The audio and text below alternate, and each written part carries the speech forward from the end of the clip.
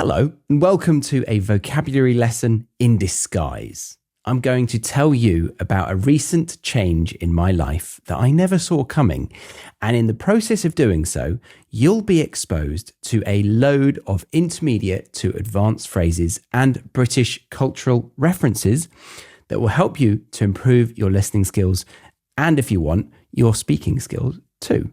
But I'll tell you more about that later on in the video.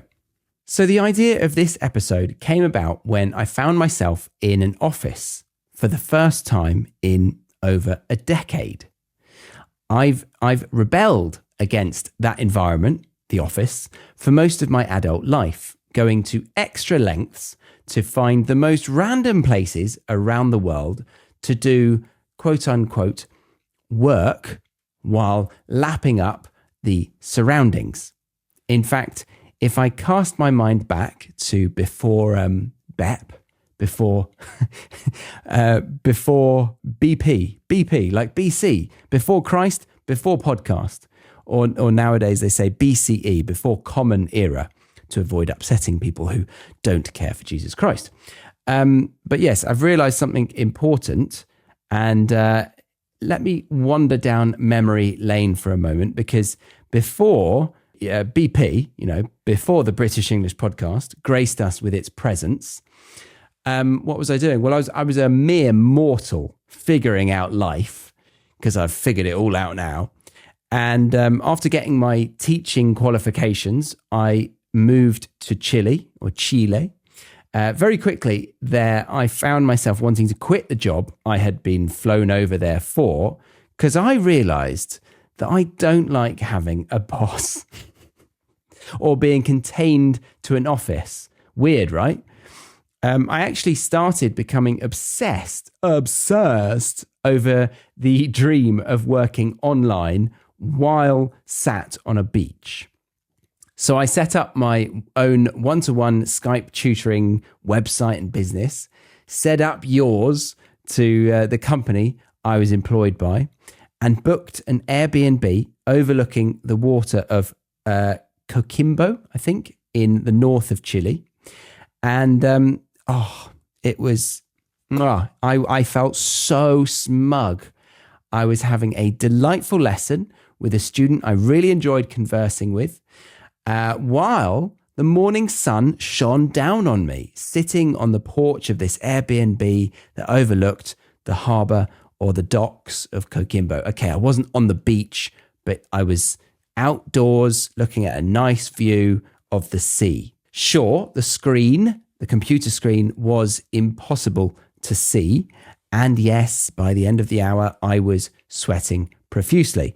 But I felt free and very, very smug. From that lesson onward, I looked for ways to have a picturesque environment while doing work I enjoyed. And I vowed never to step inside an office again. Coffee shops? Absolutely. I've frequented many and outstayed my welcome every single time. But during the pandemic, I even went so far as to buy a tripod stand for my laptop, which is probably intended for lecturers next to a big screen. But I took it to my local beach in Sydney to have Skype calls and write emails. And as we all know, in 2019, what did I do? I created a podcast. That was my long-winded introduction to stress how much conscious effort I've put into escaping the office. And yet, towards the end of 2025, you'll find me 2 days of the week, at least, in a co-working space, also known as an office, really, that's what it is, in Wandsworth Town, southwest London. Surrounded by working professionals, tapping away on their very important devices, adding numbers to Excel spreadsheets, singing the quiet tune of working 9 to 5. How does it go? Yes, singing that song. But with this new chapter, I found myself reflecting on the pros and cons of the work from home lifestyle compared to being in an office. That is the theme of this episode, a work from home versus workplace battle. Which one wins? Well, keep listening to find out.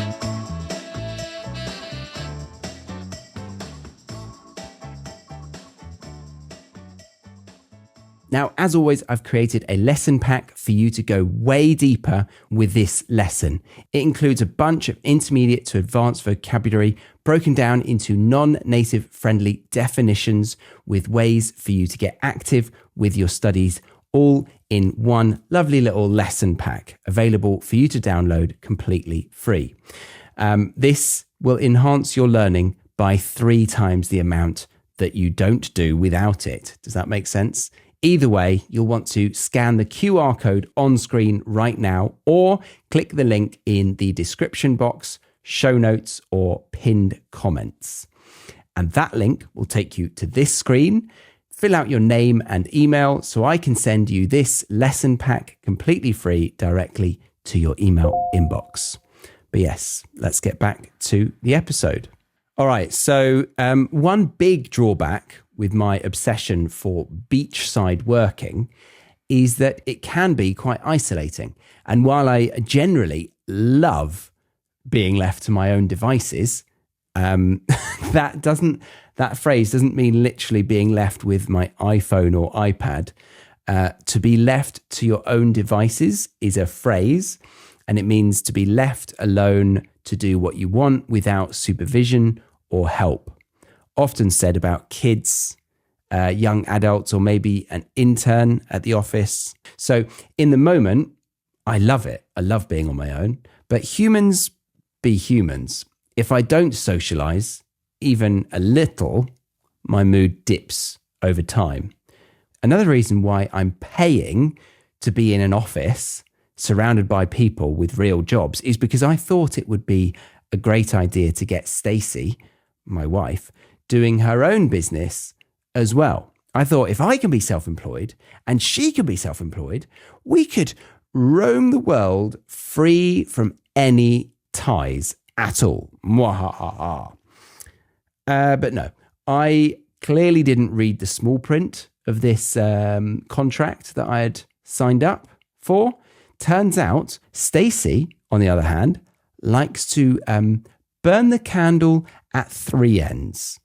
And I should stress there, the phrase is burn the candle at both ends, which means to exhaust yourself by doing too much, often staying up late and getting up early. I imagine that if it's not true, it's quite a good way to imagine it, right? You're burning the candle at both ends, the late into the evening and early in the morning. I wouldn't advise it. And it doesn't have to be work, could be just general activity.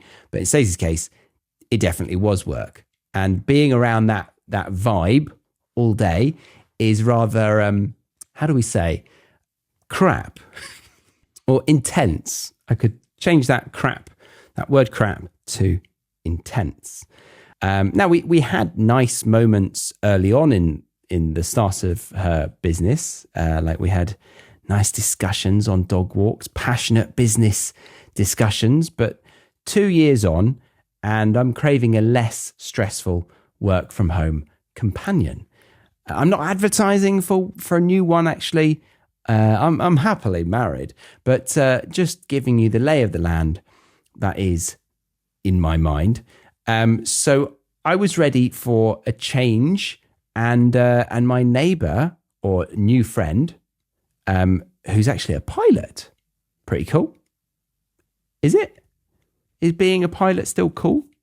Because in the 50s, 60s, it was real glam. I'm thinking of the film Catch Me If You Can, because the pilots had their entourage of sexy ladies in the form of air stewardesses. I know it's all changed for the better. Actually, it's almost flipped. Just this context, because the last plane I was on, it was a female pilot and the cabin crew were mainly men, and men whom might not find women all that interesting, if you know what I mean. Anyway, this new pilot friend suggested going to a co-working space for the day because his friend owned it and had just opened it. So we went and I bloody loved it. Getting out of the house, going with a friend, having a barista on call downstairs, and then state-of-the-art office interior design. No, it wasn't state-of-the-art. I shouldn't say that because that's like cutting edge, forward thinking or innovation. It was just like a cool Scandi style coffee shop that had an office, but it has these booths that are totally soundproof. I might even record a podcast in there one day. And when I was there, I was thinking, God, this is going to be so expensive. But it wasn't. It was really reasonable. And I went back home to tell Stacey that I think she should go. Next day, she went. She loved it. And we thought, hang on, if we shared a membership that way, we'd never see each other again, Monday to Friday in 9 to 5 kind of slots. We do like each other, I promise. But one of us would be using the home office and one would be at the co-working space. Brilliant. So yes, I was very excited to sign up. Next day rolls round. It's pissing it down. And the day before I cycled there, but the next time it's pissing it down. Don't want to cycle. So I had to get a bus. Bus was late. Not a happy start. I didn't really think about the obvious problems that real life would throw at me. So yeah, I'm stood there getting drenched, finally get on board the bus, head upstairs, and to my delight, I have the top floor of a double-decker red London bus to myself. I sat right at the front, pretended to be the bus driver, which makes me think about my pilot friend actually, because he's basically a flying bus driver. Is that cool? He's actually less cool. He's a nerdy bus driver that has a very long bus route, right? Anyway, I might try and get him on the podcast because I'd like to interview a pilot. I think it'd be interesting. Anyway, next stop, a lady comes on with her toddler. They come upstairs, ruin the vibe because she's screaming, the toddler, not the parent. And then a horrendous stench fills my nostrils. I look around and the lady doth got her daughter's bottom out. Shit everywhere. Absolutely everywhere. I was appalled. And suddenly gone from, playing the bus driver, thinking I'm a pilot basically, to thinking I might die from not being able to breathe. Surprisingly, I survived the nappy-filled commute and noticed perhaps my first psychological benefit from an office. And it is rather akin to going to a gym. You see, a lot of people crave having a gym in their garage or equipment to use at home. But I have never seen this as attractive because I need a certain energy in a place to make me exercise. If no one is in the gym, I get very complacent. Yes, it's an extrinsic motivation, but it works for me. I work harder when I know other people around me are working hard. And if I was to not work hard, I'd feel like they are judging me for being lazy. And to move away from the weightlifting analogy, in an office, I actually feel like I'm more of a real person, one that might actually have a real business. I think if a psychologist were to pull me apart, the biggest realization would probably be that I carry this kind of unworthiness schema, this quiet belief that other people are the proper adults with proper jobs and I am somehow pretending. So being in an office helps me feel legitimate. It signals to my brain that I am allowed to be here and that I do deserve the same sense of structure and normality that everyone else seems to have. Is that a bit too deep? Bit over the top? Probably. So let's go back to some basics. Lunch. Let's talk about lunch. As an amateur anthropologist, that's my unworthiness schema kicking in again. I have loved spying on the nation at lunchtime recently to see where they go, what they do, and what they think is a good lunch. I've mentioned the meal deal before that the UK's population has become accustomed to, dare I say, proud of. And I could dismiss it as a stupid marketing trick to make Brits eat badly, but I'm torn because I fucking love a sandwich. I've gone around the world and I can't help but think there is a time and a place for a sandwich that other nations, you're just missing out on.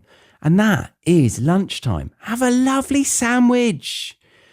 But yeah, to clarify, a meal deal is normally a sandwich, drink, and a packet of crisps or chocolate bar bundled into one set price that is inflating quicker than the housing market. And yet we are like moths to a flame when we see that big old red meal deal sticker. But yeah, outside of the sandwich world, I'm a little bit disgusted by how busy fast food chains are still. I mean, pre-office version of me, pre-office Charlie, would have assumed these places get peak footfall at the late hours in the evening after drinks have been consumed and inhibitions have been reduced. But no, people eat McDonald's on a regular basis at lunch. Outrageous. I'm sorry if you're one of them. So yeah, I've now taken to bringing lunch to work with me a few times, and that brings with it the office microwaving dilemma. What foods are acceptable to heat up and what foods are unequivocally, inexcusably not acceptable? In my less than humble opinion, fish, eggs, and curry, those are not allowed. Too smelly. They are too smelly for a Brit to bring to the office. I'd stick to salads, pasta dishes, chicken, or a beef dish like a lasagna or shepherd's pie, or a soup. Yeah, loads of soups, right? But leave the fish, eggs, and curries for your dinner, or eggs for breakfast. But yeah, don't bring it to the office. I'm over lunch. Let's talk about small talk. At home, I can go a whole day without needing to say a word to anyone. At the office, I've got to socialize and remind myself how to integrate into society. And I've actually realized that I really enjoy that part of life. And I think what made me think I might not be missing it was hearing how so many of my friends were being stuck next to really annoying team members in the companies that they worked for. But yeah, small talk with people that you can get away from, I like that. I think it's really nice and healthy. And on the first week of joining this co-working space, they did a social event. It was a bit weird, but we carved pumpkins. It was Halloween that night, and I met a couple of people that led to unexpected conversations. And this, again, is a perk I rarely appreciate. The spontaneous or unplanned moments of the day that pop up when you interact with the real world. It's really, really small moments, but take them all away for a long time, and I think it sterilizes your existence too much. So yeah, I think that's a nice thing about working from an office. And as the weeks went on, I also started to appreciate the habits that were forming around the structure that a commute and office are giving me. Because when you have access to your workspace 24/7 at home, it's much easier to just dabble with work whenever you feel like it or whenever you need to. And while that's nice in some ways, from seeing both perspectives, I think it's more healthy to have the structure in place, even if we don't consciously think we actually like it. And it has a ripple effect. If I'm working 9 to 5 and I want to go to the gym, I need to get up at 7 to be showered and commuting by 8:30. And if I'm wrapping things up at the end of the day at 5, I need to not run over with the project that I'm working on in the day. Now, I know I'm just describing a lot of people's lives right now, but I'm hopefully reminding you that what you might dislike or resent, if you are one of these people, I think it's actually pretty good for the psyche overall to have this structure. So yeah, those are some perks of having an office to go to, aside from the baby nappy commute drama. So what do I dislike? I quickly noticed that I can't express myself in the way that I like to at home, which is to just, absolutely rock out. Can't say that. How else could I say it? I can't dance. I can't have a boogie. Yeah, let's say that. Now, I'm not pirouetting or slut dropping, but I do like to, bop my head in time with the beat and maybe do a little drum fill on the desk once in a while. And I really got some looks. It made me chuckle thinking I have been outside of society for too long. So yeah, work from home 1-0 in that regard. Another guilty pleasure I like to do is have a little TikTok toilet timeout, or time on TikTok when on toilet. But I am now concerned I'm becoming known as the slow pooer of the office. So I've got to get rid of that habit. And that's a guilty pleasure that I'm being robbed of. You could argue that it's actually healthy to get rid of it, though, of course.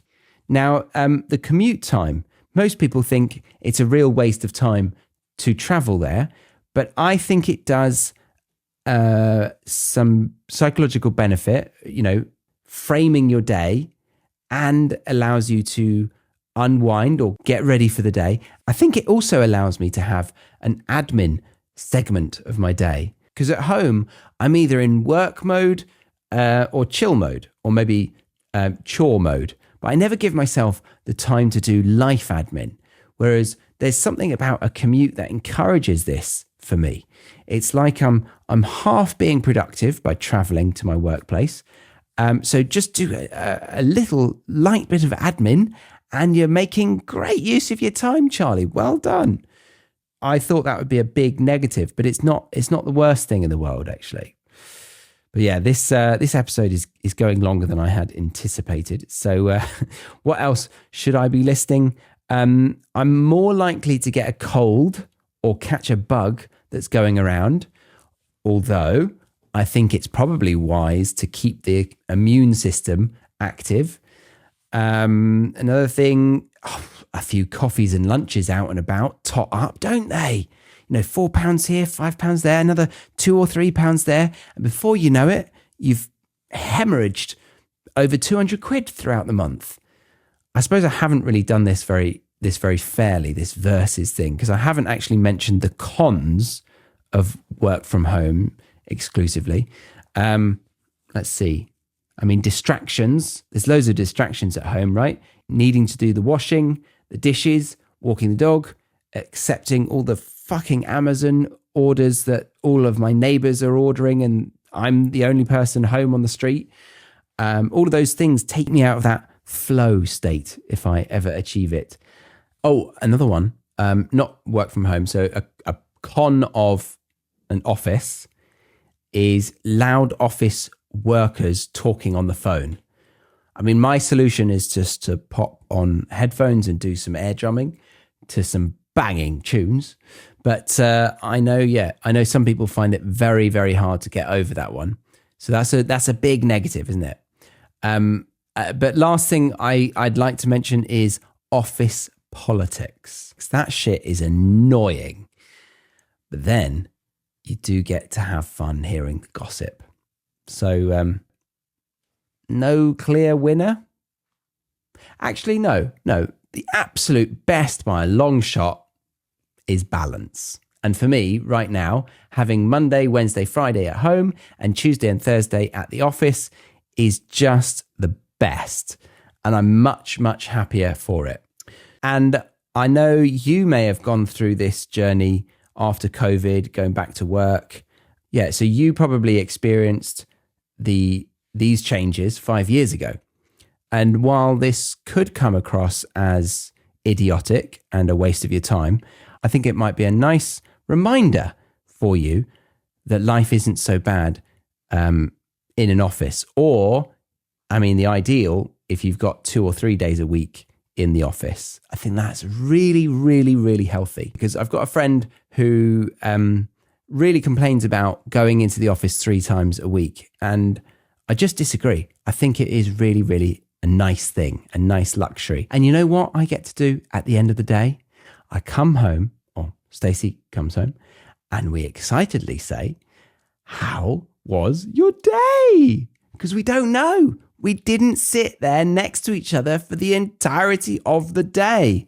So yes, a healthy marriage needs time apart. Or as they say, absence makes the heart grow fonder. All right. So that was the ramblings of a madman who decided to change up his work-life balance a little. And in and amongst that was a huge amount of intermediate to advanced vocabulary. And I hope you enjoyed it. And to make the most of this episode, you'll want to go and get that free lesson pack available by scanning the QR code on screen right now or clicking the link in the description box, the show notes, or the pinned comments. And then if you wanted to work with me, personally work with me on your English skills, then check out the Academy by going to thebritishenglishpodcast.com/academy. If you like this video, then give it a thumbs up. And if you want more content like this from me, then I highly encourage you to hit that subscribe button. It really does help in more ways than I can explain. And finally, if you wanted to continue binging more of my content, then you can watch the video that has just popped up on screen right now. So I'll see you in that one. Bye-bye.